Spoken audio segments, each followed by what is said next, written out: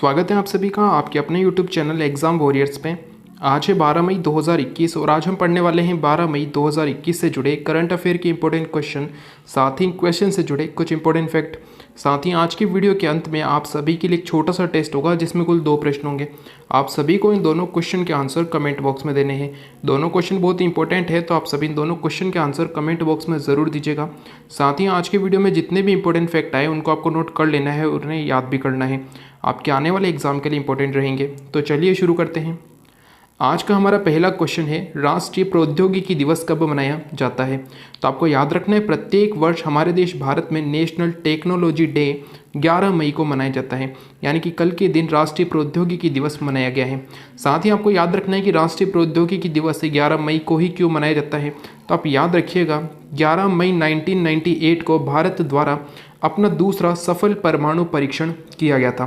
भारत ने अपना पहला सफल परमाणु परीक्षण किया था सन 1974 में, जब इंदिरा गांधी जी भारत की प्रधानमंत्री थी 1974 में। तब भारत द्वारा अपना पहला परमाणु परीक्षण किया गया था, जिसका नाम रखा गया था स्माइलिंग बुद्धा।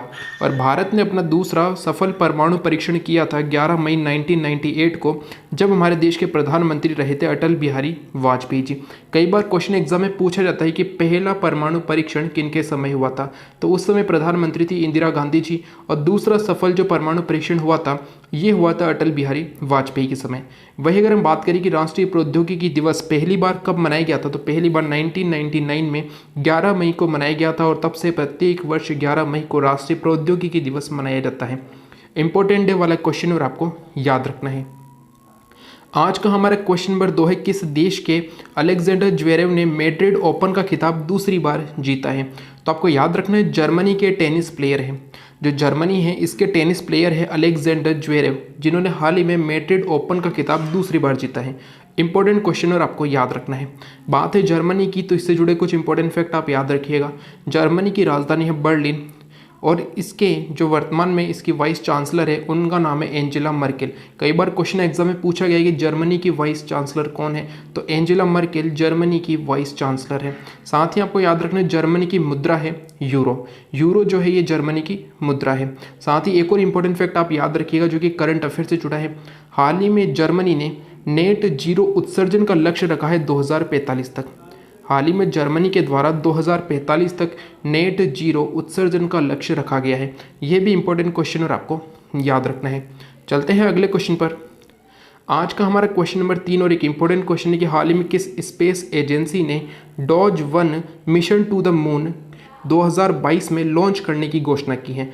तो सबसे पहले आपको याद रखना है कि ये मिशन किसका है, तो स्पेस एजेंसी है जिसका नाम है स्पेस एक्स। अंतरिक्ष की एक स्पेस एजेंसी जिसका नाम है स्पेस एक्स, जो कि एलन मस्क की कंपनी है। एलन मस्क इसके मालिक हैं और स्पेस एक्स इनकी कंपनी है, जिसके द्वारा हाल ही में Doge 1 mission to the moon 2022 में लॉन्च करने की घोषणा की गई है। इंपॉर्टेंट क्वेश्चन और आपको याद रखना है। साथ ही आप कुछ और इंपॉर्टेंट फैक्ट याद रखिएगा कि स्पेस एक्स के द्वारा 143 सैटेलाइट एक साथ लॉन्च करके वर्ल्ड रिकॉर्ड बनाया गया है। एक क्वेश्चन एग्जाम में पूछा जा सकता है कि हाल ही में किस स्पेस एजेंसी ने एक साथ 143 सैटेलाइट लॉन्च करके वर्ल्ड रिकॉर्ड बनाया है, तो स्पेस एक्स ने बनाया है। इंपॉर्टेंट और आपको याद रखना है। एक और इंपॉर्टेंट फैक्ट आप याद रखिएगा कि जो अमेरिका की स्पेस एजेंसी जिसका नाम है नासा और स्पेस एक्स के मध्य मिशन मून के लिए, जो मून मिशन है इसके लिए समझौता हुआ है। तो ये भी क्वेश्चन एग्जाम में पूछा जा सकता है कि हाल ही में नासा ने किसके साथ मून मिशन के लिए समझौता किया है, तो स्पेस एक्स के साथ। साथ ही आपको कुछ इंपॉर्टेंट फैक्ट याद रखने हैं जो कि हमने कुछ दिनों पहले ही पढ़े हैं, जैसे कि स्पेनिश ग्रैंड प्रिक्स का खिताब लुइस हैमिल्टन ने जीता है। जोस जे कट्टूर आरबीआई के नए कार्यकारी अधिकारी बने हैं। ये इंपॉर्टेंट क्वेश्चन है, आपको याद रखना है। इसके अलावा Laureus World Sportsman of the year Rafael Nadal ने जीता है। टेनिस प्लेयर है जिनका नाम है राफेल नडाल, और इन्होंने ही Laureus World Sportsman of the Year का जो है खिताब जीता है। इसके अलावा हाल ही में हरियाणा राज्य सरकार ने गाँव में door to door screening drive शुरू करने का फैसला लिया है। साथ ही आपको एक और इम्पोर्टेंट फैक्ट याद रखना है कि हिमंत बिस्वा कुमार हाल ही में असम राज्य के नए मुख्यमंत्री बने हैं। जो जगदीश मुखी हैं राज्यपाल है असम के राज्यपाल कौन है? जगदीश मुखी, और इन्हीं के द्वारा हिमंत बिस्वा कुमार को मुख्यमंत्री पद की शपथ दिलाई गई है। तो ये भी इंपॉर्टेंट फैक्ट आपको याद रखने हैं। आज का हमारा क्वेश्चन नंबर 4 है, हाल ही में किसके द्वारा कोरोना से लड़ने के लिए भारत को $15 मिलियन देने की घोषणा की गई है? तो ट्विटर के द्वारा। सोशल मीडिया प्लेटफॉर्म है ट्विटर, और इसी के द्वारा भारत को $15 मिलियन देने की घोषणा की गई है। कोरोना महामारी में सहायता राशि ट्विटर के द्वारा भारत को दी गई है $15 मिलियन की। ये भी इंपॉर्टेंट फैक्ट है जो आपको याद रखना है। क्वेश्चन नंबर 5 और एक इंपॉर्टेंट क्वेश्चन है कि हाल ही में KR गौरी अम्मा का निधन हुआ है, ये किस क्षेत्र से संबंधित थी? तो सबसे पहले अगर हम बात करें KR गौरी अम्मा, इनका संबंध था केरल राज्य से। क्वेश्चन ये भी एग्जाम में पूछा जा सकता है कि किस राज्य से संबंधित KR गौरी अम्मा का हाल ही में निधन हुआ है, तो ये केरल राज्य से संबंधित थी। तो आपको याद रखना है केरल की राजनीति में एक महत्वपूर्ण चेहरा था जिनका नाम था KR गौरी अम्मा, और हाल ही में इनका निधन हो गया है। KR गौरी अम्मा केरल राज्य की पहली राजस्व मंत्री बनी थी। आपको ये इंपॉर्टेंट फैक्ट याद रखना है कि केरल राज्य की पहली राजस्व मंत्री बनी थी KR गौरी अम्मा, और हाल ही में इनका निधन हो गया है, और ये राजनीति से संबंधित थे। इंपॉर्टेंट क्वेश्चन और आपको याद रखना है। क्वेश्चन नंबर 6 है, चीन की जनसंख्या पिछले एक दशक में कितनी वृद्धि हुई है? तो चीन में जो है जनगणना की गई है, और इसी के साथ चीन की जनसंख्या में पिछले दशक से यानी कि 2011 से 2021 के मध्य 72 मिलियन की जनसंख्या में वृद्धि हुई है, यानी कि 7.2 करोड़। ठीक है दोस्तों, कितना? तो 7.2 करोड़ जनसंख्या वृद्धि हुई है चीन की जनसंख्या में, और इसी के साथ चीन की जनसंख्या 141.1 करोड़ हो चुकी है। इंपॉर्टेंट और आपको याद रखना है कि चीन की जनसंख्या अब 141.1 करोड़ है, और पिछले एक दशक में इसमें 7.2 करोड़ की वृद्धि हुई है। इंपॉर्टेंट और आपको याद रखना है। साथ ही अगर हम बात करें भारत की, तो 2011 की जनगणना के अनुसार भारत की जनसंख्या 121 करोड़ है, और भारत में 2021 की जनगणना होना अभी बाकी है। साथ ही एक और इम्पोर्टेंट फैक्ट आप याद रखिएगा कि जो 2021 में भारत में जनगणना होगी वो भारत की 16वीं जनगणना है। ये भी इंपॉर्टेंट फैक्ट आपको याद रखना है। और कुछ इतिहास से जुड़े महत्वपूर्ण तथ्य भी आप याद रखिएगा कि भारत में पहली जनगणना कब हुई थी? तो 1872 में, 1872 में लॉर्ड मेयो के समय भारत में पहली जनगणना हुई थी। भारत में पहली नियमित जनगणना शुरू हुई थी 1881 में।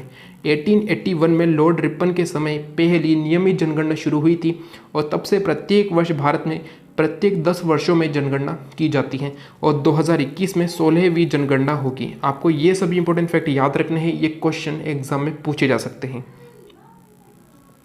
क्वेश्चन नंबर 7 और बहुत ही इंपॉर्टेंट क्वेश्चन है कि हाल ही में ICC की ओर से अप्रैल 2021 के लिए बेस्ट क्रिकेटर किन्हें चुना गया है?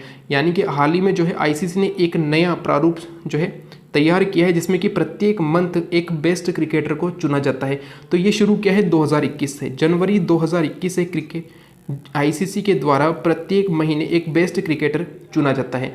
तो आपको याद रखना है कि अप्रैल के महीने के बेस्ट क्रिकेटर चुने गए हैं पाकिस्तान के बाबर आजम।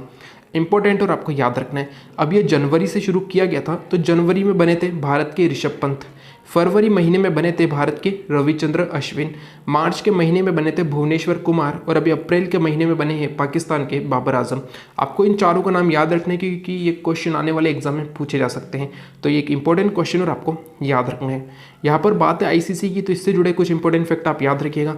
ICC की स्थापना 1909 में हुई थी।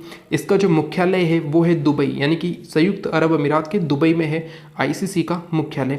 और इसके जो चेयरपर्सन है, कुछ समय पहले इसके नए चेयरपर्सन बने हैं, इनका नाम आपको याद रखना है, Greg Barclay. Greg Barclay ICC के नए चेयरपर्सन बने थे कुछ समय पहले। ये भी इंपॉर्टेंट फैक्ट है जो आपको याद रखना है। और ICC की ओर से अप्रैल 2021 के लिए बाबर आजम को बेस्ट क्रिकेटर चुना गया है। साथ ही आपको कुछ हाईलाइट भी याद रखनी है, जैसे कि ICC की ओर से अप्रैल 2021 के लिए बेस्ट महिला क्रिकेटर एलिसा हिली को चुना गया है। एलिसा हिली ये ऑस्ट्रेलिया की महिला क्रिकेट टीम की प्लेयर हैं, और इन्हें ही बेस्ट महिला क्रिकेटर चुना गया है अप्रैल महीने के लिए। ये भी क्वेश्चन आपके आने वाले एग्जाम के लिए पूछा जा सकता है। अप्रैल के महीने में बाबर आजम को बेस्ट पुरुष क्रिकेटर और एलिसा हिली जो कि ऑस्ट्रेलिया की है, इन्हें बेस्ट महिला क्रिकेटर चुना गया है। इसके अलावा अमेरिका ने फाइजर बायोएनटेक कोरोना वैक्सीन को किशोरों पर आपातकालीन उपयोग को मंजूरी दे दी है। साथ ही आपको याद रखनी, क्रेडिट रेटिंग एजेंसी क्रिसिल ने चालू वित्त वर्ष 2021-22 के लिए देश की आर्थिक वृद्धि दर को 11% से घटाकर 8.2% कर दिया है। यानी कि क्रिसिल के द्वारा भारत की आर्थिक वृद्धि दर 8.2 का अनुमान लगाया गया है। तो ये भी इंपॉर्टेंट फैक्ट आपको याद रखने हैं। तो ये थे आज के वीडियो से जुड़े करंट अफेयर के इंपॉर्टेंट क्वेश्चन, साथ ही कुछ इंपॉर्टेंट फैक्ट जो आपको याद रखने हैं। अब हम बात करते हैं हमारे लास्ट वीडियो के टेस्ट की। लास्ट वीडियो के टेस्ट का हमारा पहला क्वेश्चन कुछ इस प्रकार था। एक तरफ आपको कुछ ऐतिहासिक इमारतों के नाम दिए गए थे और उनके सामने उनसे संबंधित उनके निर्माणकर्ताओं के नाम दिए गए थे। तो यहाँ पर आपको गलत ऑप्शन बताना था। अगर हम बात करें, दिल्ली की जामा मस्जिद का निर्माण शाहजहाँ के द्वारा करवाया गया था। हुमायूं का मकबरा उसकी पत्नी हाजी बेगम ने बनवाया था और अकबर का मकबरा उसके पुत्र जहांगीर के द्वारा बनवाया गया था। यहाँ पर जो गलत ऑप्शन था वो था आगरा की मोती मस्जिद शायद जहांगीर ने नहीं बल्कि शाहजहाँ ने बनवाई थी। तो यहाँ पर आपको दो सबसे महत्वपूर्ण तथ्य ध्यान देने हैं कि दिल्ली की जामा मस्जिद और आगरा की मोती मस्जिद ये दोनों शाहजहाँ के द्वारा निर्मित है। शाहजहाँ ने ही इनका निर्माण करवाया था। तो ये क्वेश्चन कई बार एग्जाम में पूछे गए और आपको याद रखना है। क्वेश्चन नंबर 2 था आईसीसी टेस्ट रैंकिंग में कौन शीर्ष पर रहे हैं। तो आपको याद रखना है न्यूजीलैंड के प्लेयर है जिनका नाम है केन विलियमसन, और केन विलियमसन ही आईसीसी टेस्ट रैंकिंग में शीर्ष पर रहे हैं। तो ये थे लास्ट वीडियो के 2 इंपॉर्टेंट क्वेश्चन जिनके आंसर आपको कमेंट बॉक्स में देने थे और आप सभी ने इनके आंसर बिल्कुल सही दिए थे। अब हम चलते हैं आज के हमारे टेस्ट पर। आज के हमारे टेस्ट का पहला क्वेश्चन है और बहुत ही इंपॉर्टेंट क्वेश्चन है। इस क्वेश्चन में आपको बताना है कि निम्न में से कौन सा ऑप्शन लॉर्ड कर्जन से संबंधित नहीं है। जैसे कि आप जानते हैं लॉर्ड कर्जन भारत का वाइसराय रहा था। आपको बताना है कि निम्न में से कौन सी घटना लॉर्ड कर्जन के समय की नहीं है। क्या द्वितीय दिल्ली दरबार का आयोजन लॉर्ड कर्जन के समय हुआ था? रेले आयोग का गठन क्या लॉर्ड कर्जन के समय हुआ? बंगाल विभाजन और मुस्लिम लीग की स्थापना क्या लॉर्ड कर्जन के समय हुई थी? आपको बताना है निम्न में से कौन सा ऑप्शन गलत है। आज का हमारा क्वेश्चन नंबर 2 और करंट अफेयर का क्वेश्चन है, किस राज्य सरकार ने मनोज दास अंतर्राष्ट्रीय साहित्य पुरस्कार देने की घोषणा की है। ये क्वेश्चन हमने कुछ समय पहले पढ़ा था। इसका आंसर आपको बताना है कि मनोज दास अंतर्राष्ट्रीय साहित्य पुरस्कार देने की घोषणा किस राज्य सरकार द्वारा की गई है। तो ये हैं आज के टेस्ट के 2 इंपॉर्टेंट क्वेश्चन जिनके आंसर आपको कमेंट बॉक्स में देने हैं।